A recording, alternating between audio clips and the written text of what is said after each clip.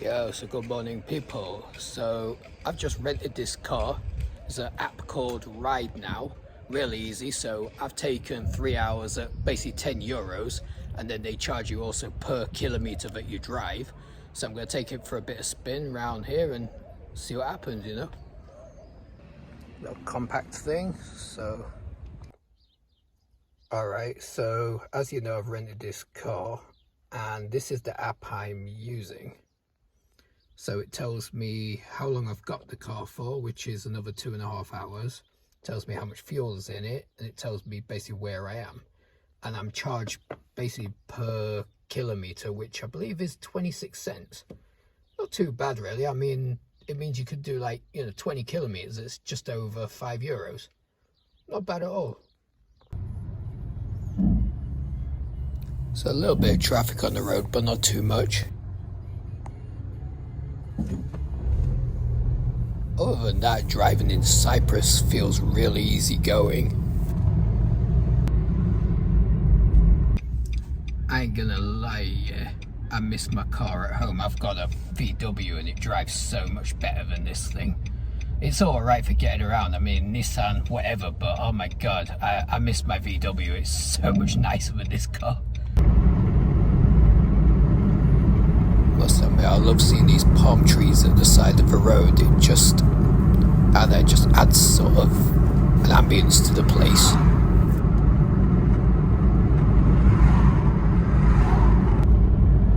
In general, it's a really scenic drive in Cyprus, and it's so much more pleasant than driving in the UK. And you can see the roads are just so much emptier.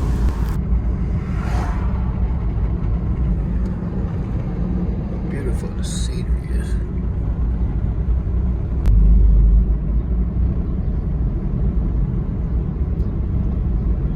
Okay, so right now I'm in the middle of basically Nowhereville with this car. I'm trying to go to a place called Pila, or Pile, however it's pronounced, and it's basically a village in the no man's land. It's sort of in the UN territory. Like technically I'm allowed to go there with the car as long as I don't cross into proper northern Cyprus. So it's like a mixed village with Turks and Greeks there. That's where I'm trying to find, but the maps has took me here, middle of nowhere. Really cool drive though. It's just like driving in the UK, but slightly slower. But yeah, this is the car I've got. It's a Nissan March, tiny little thing. It's probably only 1 litre. I'm not gonna lie, I'm missing my other car, my regular car. I've got a Polo, and that's a lot more faster than this. And usually, when you rent like a rental car, you feel, oh, it's a rental car, it's gonna be new and nice, But to be honest, my car's better. But it's not bad. It's got me from A to B. It's an alright drive, and I'm getting to see outside of the town and everything, so it's kind of cool. So coming into Pile village now, unbeknownst to me, I'd actually crossed an invisible border without knowing it, because I passed no passport control, nothing like that. Alright, so I'm in Pile village, or Pile, however they pronounce it, and this is like a UN zone, it's like a mixed village. And already driving, I've seen like both Greek and Turkish writing, so I think it's a shared village between the two. But as far as I know, I mean, the cars seem to be mostly of the southern Greek side, although I've just seen a car over here. So yeah, if you see this car, yeah, this has got the northern Cypriot number plate. So it's a pretty sleepy place, and you can even see they've got lemon trees and stuff. Oh, and here's a car with a UN number plate. So from what I know, the main reason for this buffer zone is to separate the north and the south so that they don't directly clash. So by having this village in between, it kind of gives space to both sides. But as you can see, this village itself is very mixed. You've got both Greeks and Turks living here, and they seem to coexist very peacefully. So far, I mean, this place is really quiet. and people are a little bit apprehensive here. Like, I don't see people being so friendly so far. I think maybe they're just used to living their own life and they don't want outsiders.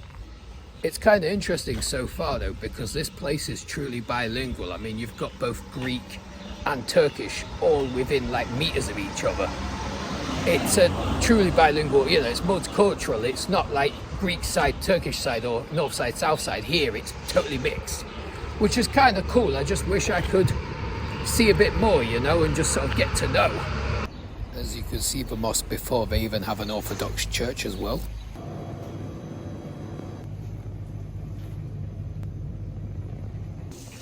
So yeah, that was interesting. Like, you know, the shop, it's like, I haven't crossed any borders or anything, but everything in the shop is like Turkish.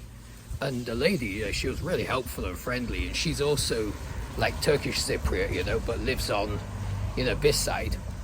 But yeah, it's really weird. It's like the place is kind of in a UN kind of a, I don't know if you could call it a no man's land, but it's just in the middle, you know, but it's quite fascinating. Like, yeah, these fuse teas, yeah, I used to get these in Turkey all the time. It's quite literally like the most popular iced tea in Turkey.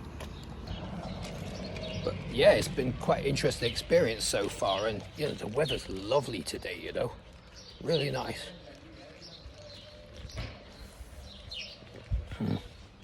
I need that. It's quite hot today, you know, like you just got to keep your fluids up, innit? As you can see the sign here, the phone numbers are both Turkish and Cypriot phone numbers. As you can see the codes.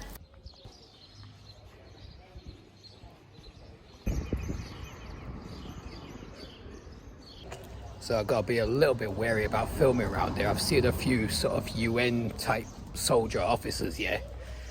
And some people do seem to give me a slight bit of a stare because I'm holding the phone. I'm kind of, yeah, pointing it a little bit. I'm trying to be discreet because I want to capture it, but I don't want to ruffle any feathers.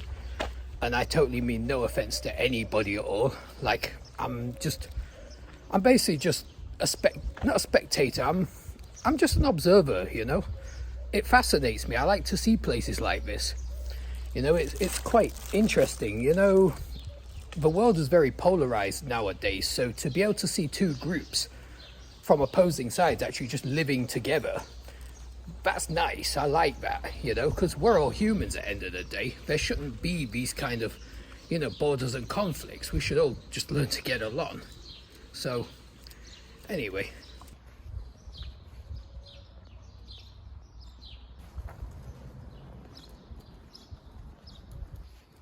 See, this is a Cypriot number plate from the south.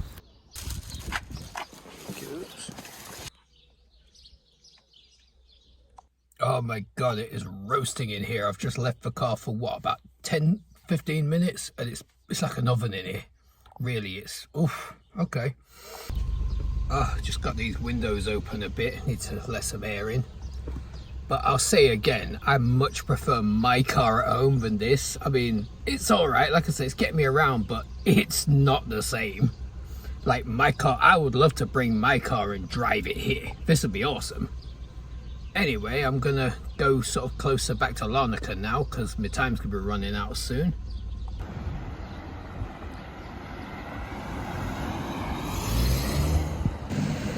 Yes, here's an interesting development. Basically, my internet, because I've got a UK roaming SIM but does the EU, it's actually gone off because I've technically left the EU, even though I haven't crossed the border. So yeah, it's an interesting thing right now, but I need to get on the other side so I can actually get my roaming back. This is a bit disconcerting.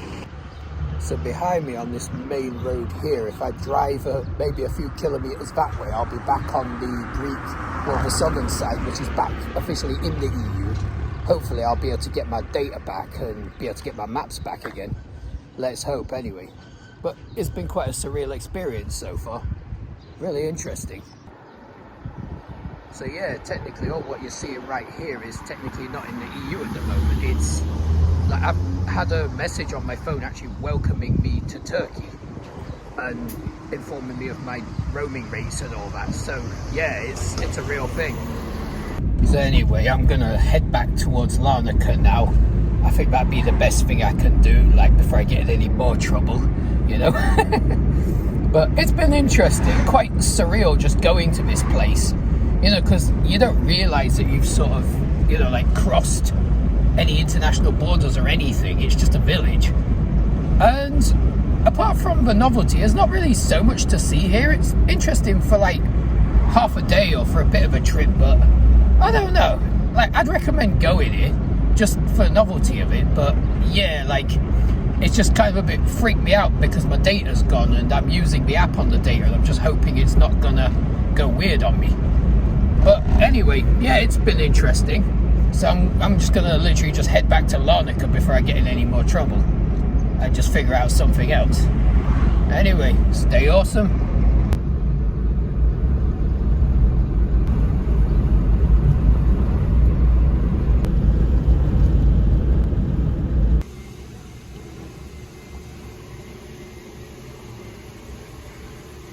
So I've just filled up the car, and you actually get a bonus from Ride Now for filling up the car for them.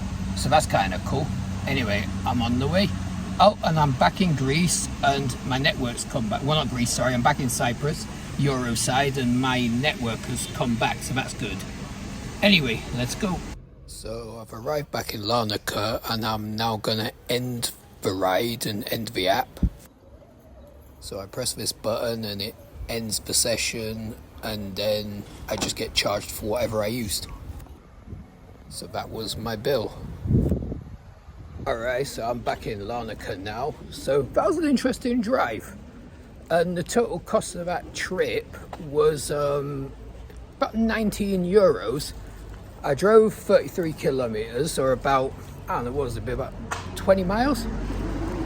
And yeah, I just returned the car, put the key back, press end, and that's it, it's done. And I even got a €3 bonus because I refueled and put petrol back in the car for them. You know, if you actually refuel, you get a bonus for doing that because you're saving them a job. So now I'm just trying to think where else in Cyprus I'm gonna go. So stay with me.